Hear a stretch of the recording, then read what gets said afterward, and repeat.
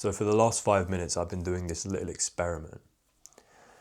I've been staring directly into this blank wall in my bedroom, doing nothing but just gazing straight into it, this white wall. And somehow that is enough to make my body start going into shock, to convince myself that I am about to die. I feel my heart beating out of my chest even as I'm recording this. I feel the anxiety going through my body in waves. And I almost believe that I'm in some kind of physical danger. Like, that is how it feels. This is an exercise I do every now and then, and it's quite interesting to me because before I did this, before I took some time out of my day to do this, I felt completely fine.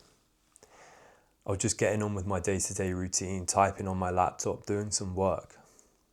But as soon as I take a minute to pause and just have my mind be unoccupied for 5 minutes, I start going into fight or flight mode. And we know what fight or flight mode is.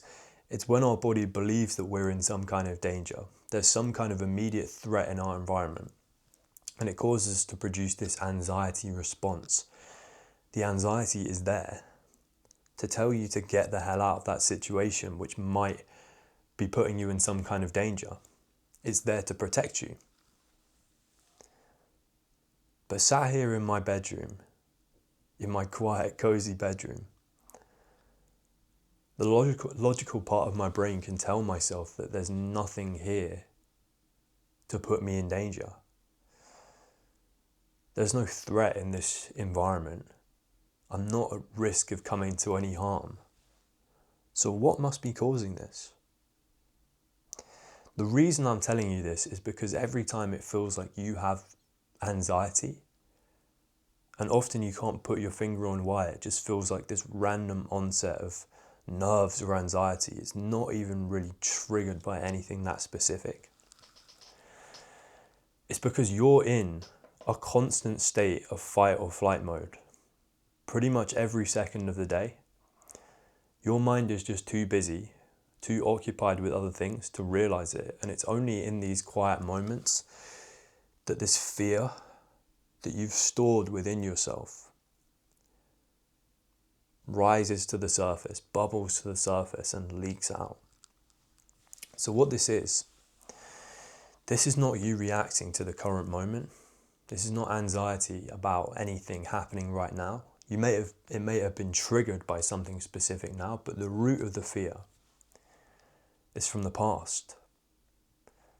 Your nervous system stores memories, but it doesn't store memories like our brain does. It's not like pictures. It stores memories of emotions, emotional patterns, wounds, experiences. Oftentimes it's deeply unpleasant emotions. I've always somewhat known that this period of starting high school, even all the way to the end, so from like ages 11 to maybe like 18, were some of the most difficult, traumatic events of my life. And life has improved significantly since leaving. But these things leave an imprint on you. So I moved when I was 11 years old to a different part of the country. Started at this new high school, went from living in this little village where I knew everyone. There was probably only like about 80 people in my whole school to being in a school of like 1,500 people. An all-boys school. And I just remember walking in as an 11-year-old and thinking everyone in here looks like they want to kill me. Just constantly being on alert. There's threats everywhere.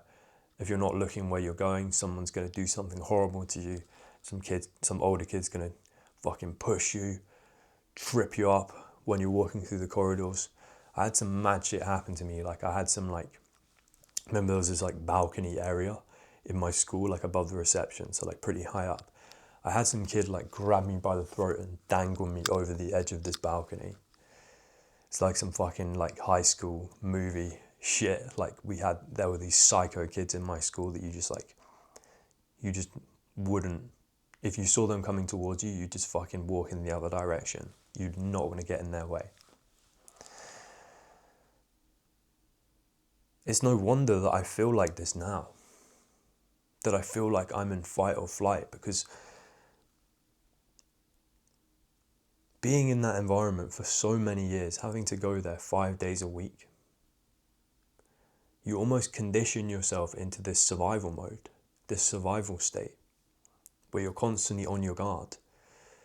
To not be paying attention means something bad could happen to you at any moment. It wasn't just older kids, I had some terrible experiences with bullying that I've only just been able to start opening up about now.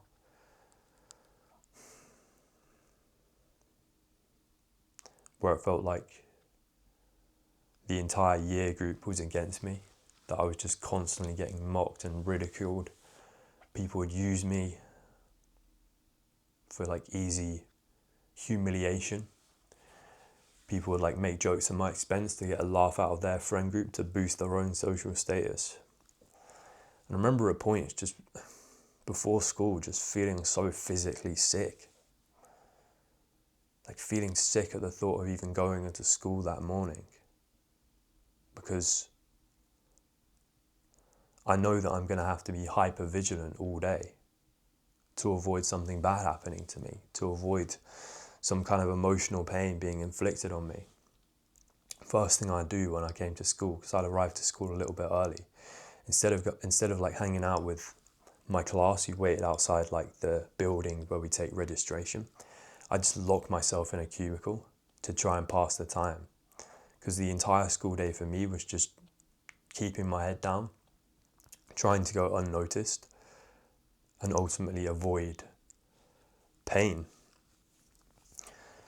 So yeah, it's these emotional patterns, this just constant, I don't like to use the word trauma, but it's trauma. It's chronic stress every single day.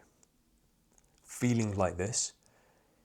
When you leave an environment, when you leave school, you don't just leave that with you. You carry that with you into your adult life. And even now where I feel like I come across as quite put together, I'm confident, I present myself well. I'm carrying around this chronic anxiety, this chronic stress that just leaks out sometimes. I start getting anxious for no reason. Sometimes I'll wake up and I just feel a bit nauseous. And I can't really put my finger on what that is, but the learning I've been doing says that it's to do with my nervous system just working overtime. It's overactive. It's detecting threats where there are none. Because that is what helped me survive for all those years. Constantly being alert.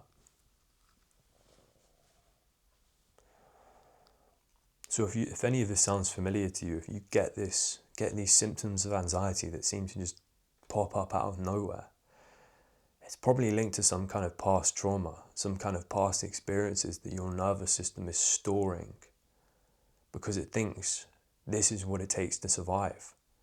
This set of behaviors that we conditioned ourselves into, this is what kept us alive for so long.